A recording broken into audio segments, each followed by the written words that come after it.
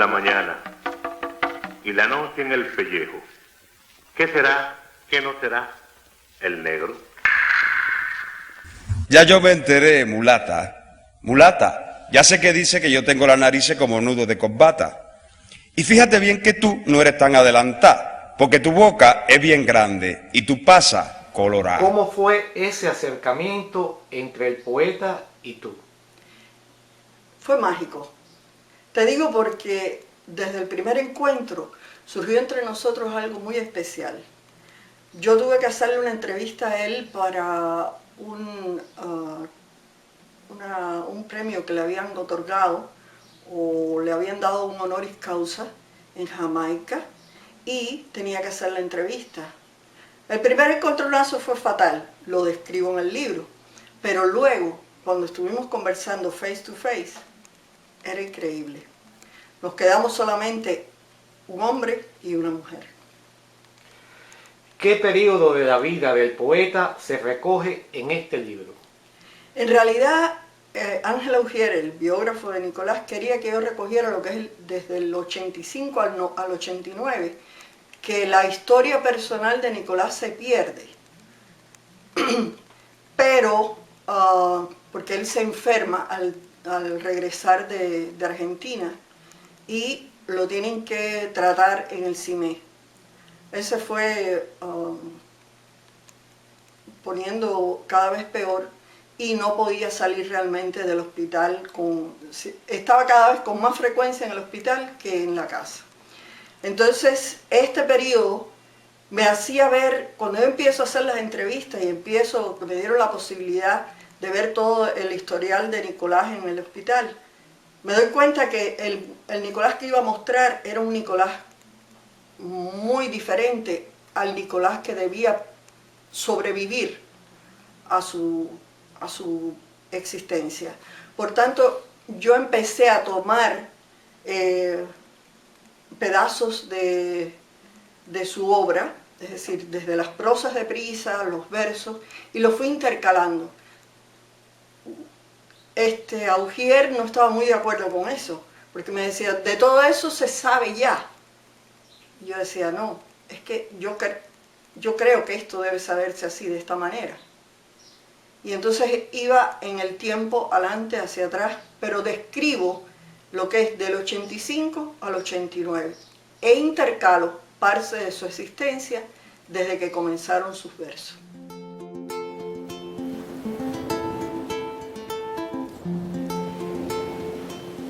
Y el hallazgo enseguida y la manera de saludarnos de manera que nadie comprendiera que esa es nuestra propia manera. Un roce apenas. ¿Qué significó para ti haber conocido a Nicolás y considerarte su amiga? Un privilegio. Tú no te imaginas. Uno ve a las personas, a las grandes personalidades, y no te puedes concebir al lado de ellas de tú a tú.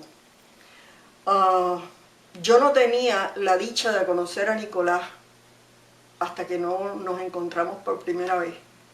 Pero posteriormente él me fue ganando poco a poco y creo que yo también gané su confianza. Por tanto, hicimos una amistad bastante especial. Y no sé, creo que ese privilegio, cada vez que pienso en él, tengo que dar gracias a la vida por haberme proporcionado la posibilidad de conocerlo.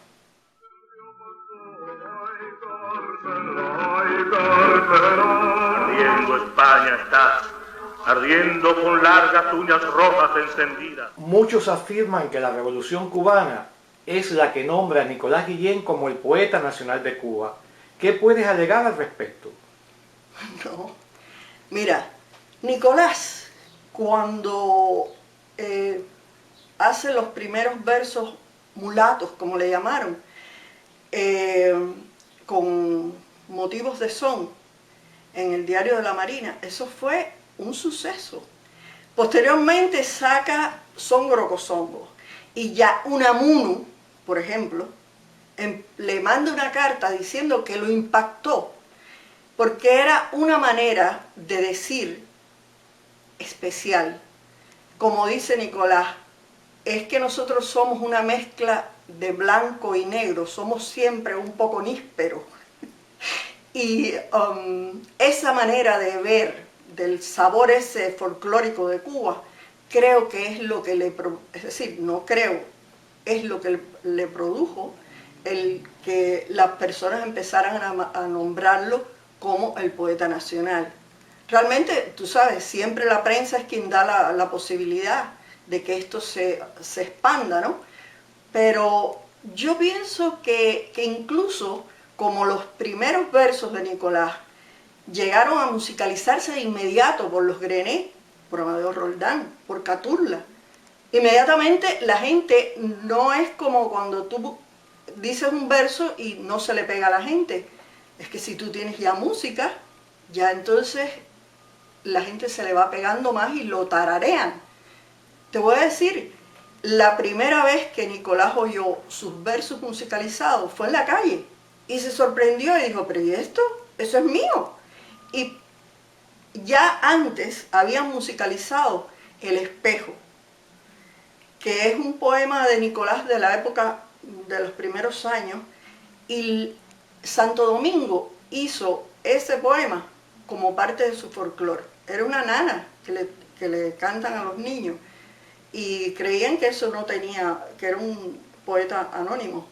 Entonces, al cabo de los años, ya cuando Nicolás es presidente del UNIAC, se encuentra nuevamente con una delegación de República Dominicana y se percatan de que Nicolás es precisamente el poeta de esos versos que son parte del folclore de República Dominicana. Cuando un individuo ya traspasa las barreras de su país, de su entorno, ya eso no hay quien lo nombre.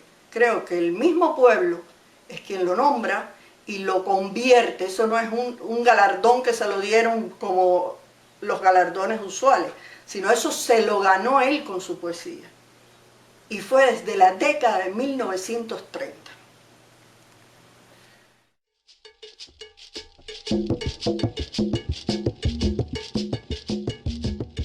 Mayombe, bombe, mayombe. Mayombe, bombe, mayombe. Mayombe, bombe, mayombe. La culebra tiene los ojos de vidrio. La culebra viene y se enreda en un palo, con sus ojos de vidrio en un palo, con sus ojos de vidrio. La culebra camina sin paso. La culebra se esconde en la hierba, caminando se esconde en la hierba, caminando sin paso. Mayombe, bombe, mayombe. Mayombe, bombe, mayombe. Mayombe, bombe, mayombe. Tú le das con el hacha y se muere. Dale ya. No le des con el pie que te muerde. No le des con el pie que te va. Sense Mayá la culebra. Sense Mayá. Sense Mayá con sus ojos. ¿Te consideras una estudiosa de la obra de Nicolás o simplemente te consideras la periodista que tuvo el privilegio de estar muy cerca de él? Chico, no sé qué decirte. Mira, Nicolás decía que mientras más uno estudiaba, más se percataba de lo poco que sabía. Yo cada vez, mira, ahora tú me dijiste, vamos a hacer algo sobre Nicolás. Y yo me he pasado todos estos días estudiando a Nicolás nuevamente, porque hay muchas cosas que todavía se me quedan pendientes. Cada vez que yo voy a él, encuentro más. Creo que no soy una erudita sobre la obra de Nicolás. No voy a hacerlo. No soy una gente como, por ejemplo, Ángela Ujier, que era un estudioso que sabía al detalle cuáles eran las rimas que había utilizado en tal y tal, o que si en la fecha más cual su prosa era esto. Y no, de eso no sé nada. Yo solo sé que Nicolás fue un gran poeta y que fue un gran periodista con el cual yo aprendí muchísimo.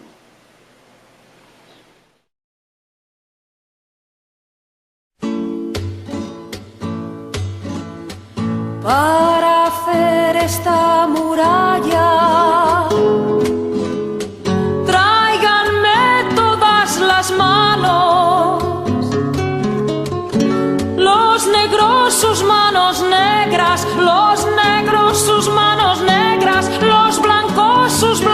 manos. Hubo un momento en la historia del poeta en la que desaparece de la palestra pública. ¿A qué se debió esto?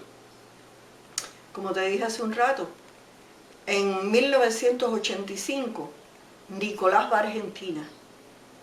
Él parece que presiente que ya no va a poder viajar más, por decirlo de alguna manera.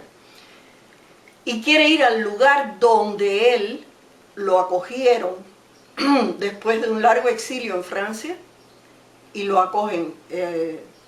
Alberti es quien lo lleva hacia Argentina, y él está los últimos tiempos de su exilio en Argentina.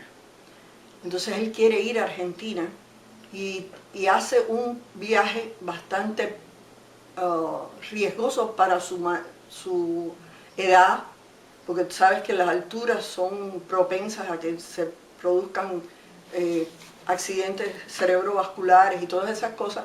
Sin embargo, llevaron un equipo médico y todo para que él pudiera hacer el viaje. Él fue a Perú, dio conferencias, hizo recitales, y cuando ya sale de Argentina, cuando él llega de Argentina aquí a Cuba, es decir, allá a Cuba, La Habana, él ya no se sentía bien. Es decir, estaba un poco trastrocado. Y empieza un largo periodo de convalescencia, por decirlo de alguna manera, para no decir deterioro. Él era una persona obesa y no se cuidaba la boca.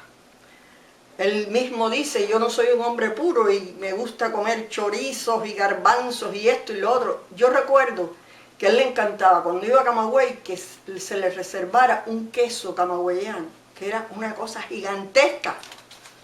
Eso era lo que a él le gustaba, comerse aquel queso en medio de la madrugada, porque él se levantaba, iba al refrigerador y se comía hasta los frijoles fríos.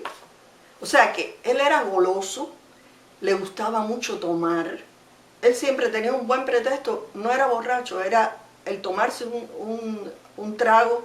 Él decía que era muy bueno el trago de vodka antes de comenzar, era muy digestivo. Pero después, porque lo que estaba comiendo era una langosta o estaba comiendo un lechón, tenía que comer entonces un vino adecuado a eso. Fin de la historia, siempre tenía un mojito también a mano, un ron, y eso le va afectando a él su organismo. Ya cuando llega, estamos hablando ya de una edad de más de 80, ya el deterioro es... Recuerden que en 1902 es que nace Nicolás, y estamos hablando de 1985, y él tiene 83 años. Entonces, una cosa da para la otra, y otra, y otra, y otra. Él tenía un problema circulatorio en las piernas desde jovencito, pero el gran peso que tenía, imagínate tú, 200 y pico de libras en un hombre que no era muy alto, fue poniéndolo cada vez peor. Tanto es así que él, poco antes de partir, le tienen que amputar una pierna. Y él se quedó devastado con eso, porque Nicolás era una persona muy, ¿cómo le podemos llamar? Le gustaba mucho presumir. Él no le gustaba que, por ejemplo, que si se le caía un pelito en el traje, él tenía... O sea, era una gente muy escrupulosa, muy dado a que su imagen fuera de una manera. O sea que ya esto lo fue poniendo cada vez peor. ¿Qué le dirías tú al público o posible lector para que lea este libro? Chico, ¿cómo le llaman eso? La opinión viene de muy cerca, ¿no?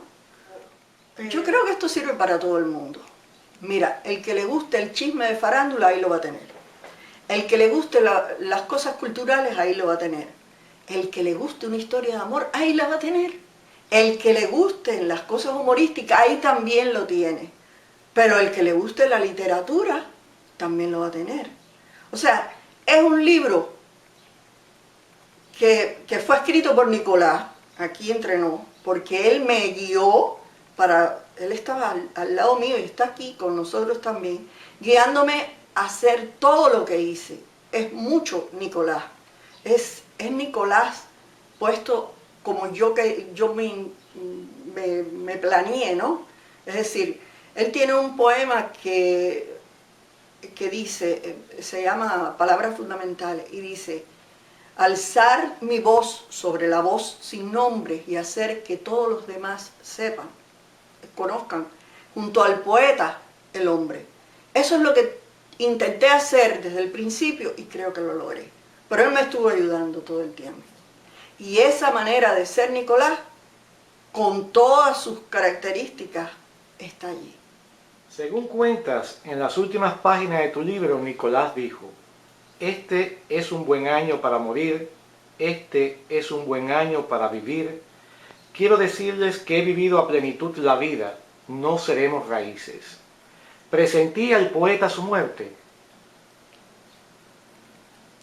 Imagínate que eso se lo dicta a la enfermera Josefina, quien gracias a ella, Josefina Triay, bueno, ahora no recuerdo bien, es porque son unos apellidos muy especiales, ¿no? Triay, Timol, están en el libro.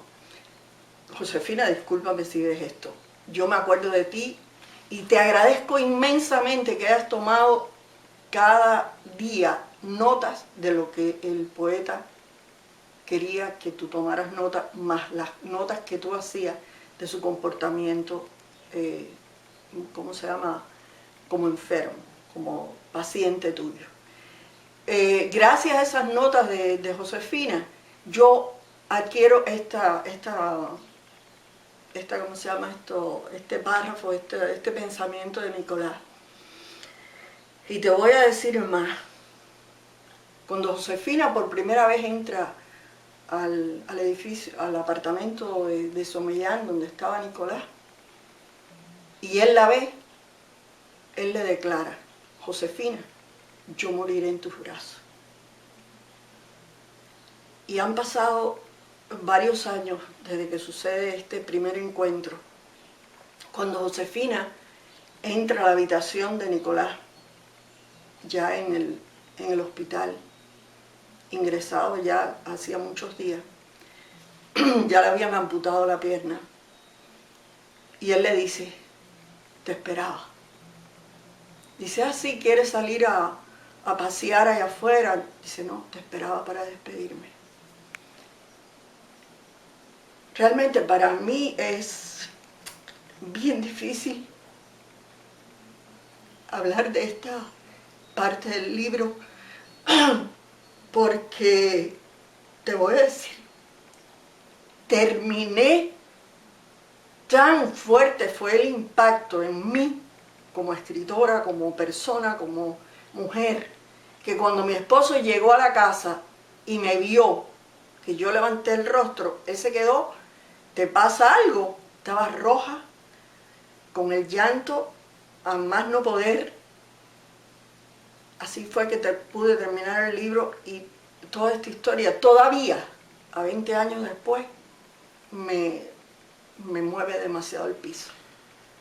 ¿Se pudiera decir entonces que esta es la parte más difícil que te tocó a la hora de escribir el libro, mi amigo Nicolás? Tienes toda la razón, tienes toda la razón. Creo que esa fue la parte más difícil que tuve para hacer este libro. El resto de las cosas yo las fui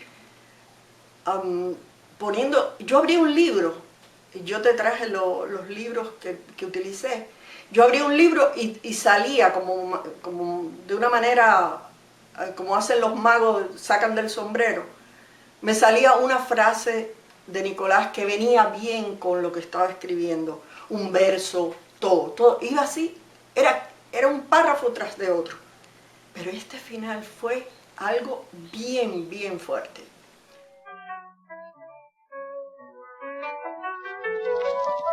Mi casa, es decir, mi hogar, era el de una familia de la pequeña burguesía de color. Claro, aunque no se dice de qué color se trata, cualquier cubano sabe que se trataba y se trata del color negro o mulato. Esta denominación viene del tiempo de España, pienso yo, y parece que estaba destinada a evitar la vergüenza de ser llamado negro. Mi padre era director de un periódico muy importante que servía de vocero al Partido Liberal Nacional en Camagüey. Con frecuencia, mi padre me llevaba a la dirección de su periódico, donde me familiaricé con no pocos aspectos del arte tipográfico que hirieron mi mentalidad de niño. Andando los años, mi padre fue electo senador en las elecciones que sucedieron a la llamada Guerrita de Agosto, provocada por la soberbia del presidente Estrada Palma.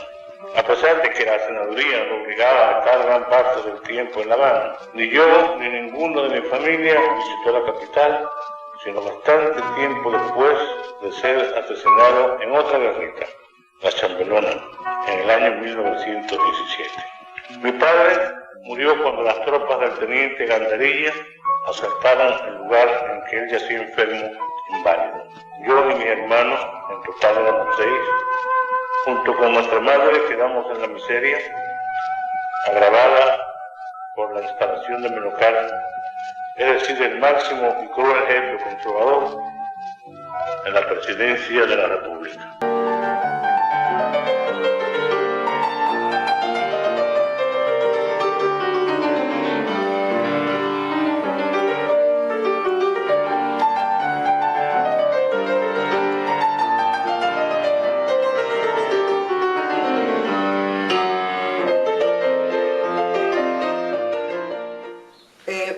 Yo te iba a decir algo, no sé si viene al caso, que todos estos libros que yo trabajé, con los cuales trabajé, me los regaló Nicolás Guillén.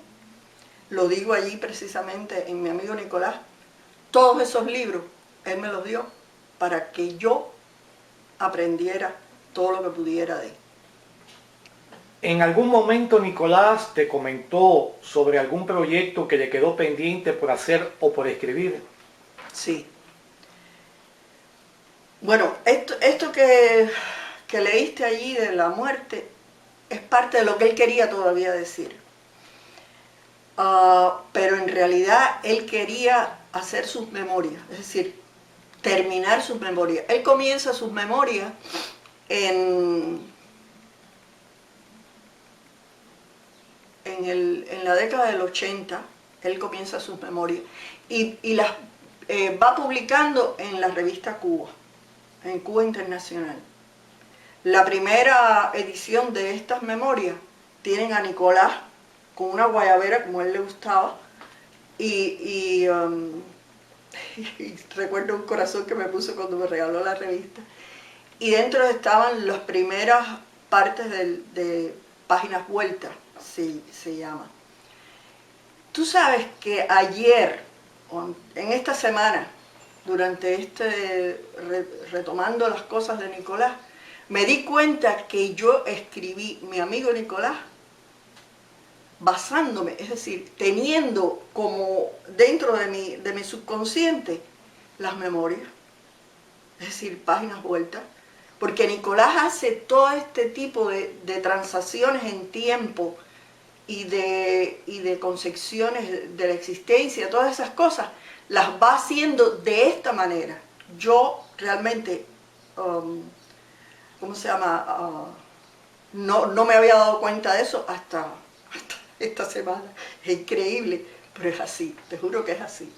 Si tuvieras que elegir con qué quedarte de la personalidad del poeta, ¿con qué te quedarías? Con su sentido del humor. Él era que cuando tú menos te lo imaginabas, te decía cada cosa. Tenía muchas ganas de jugar con las palabras. Ahora me viene a la mente, él decía, a mí no me gustan las palabras así que sean, y bueno, no son malas palabras, pero son así, tan desagradables.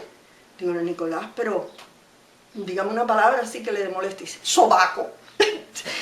¿Qué tiene que ver sobaco? Pero eran cosas así, ¿no? Él, a veces tú lo veías distraído. Nicolás, ¿usted le pasa algo? ¿Se siente mal?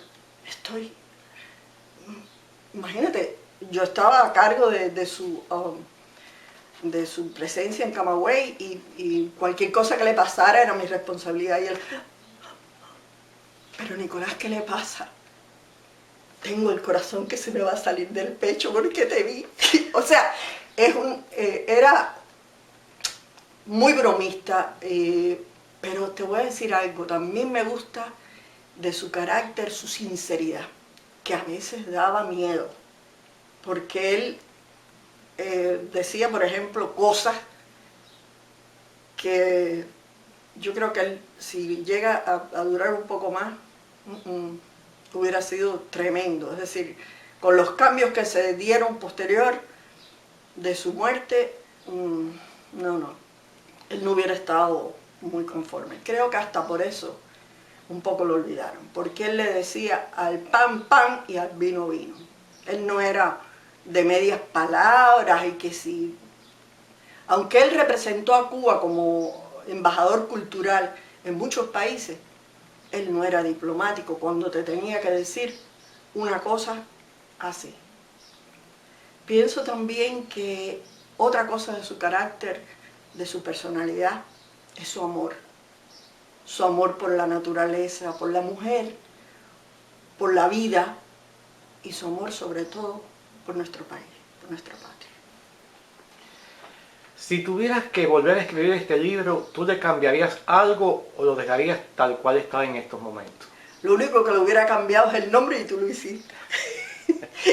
O sea, yo le había puesto junto al poeta el hombre y tú pusiste mi amigo Nicolás. Creo que es el título perfecto.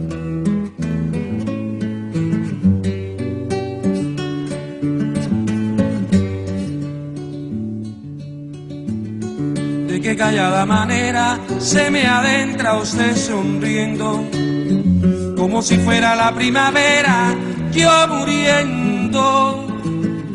Y de qué modo sutil me derramó en la camisa todas las flores de abril.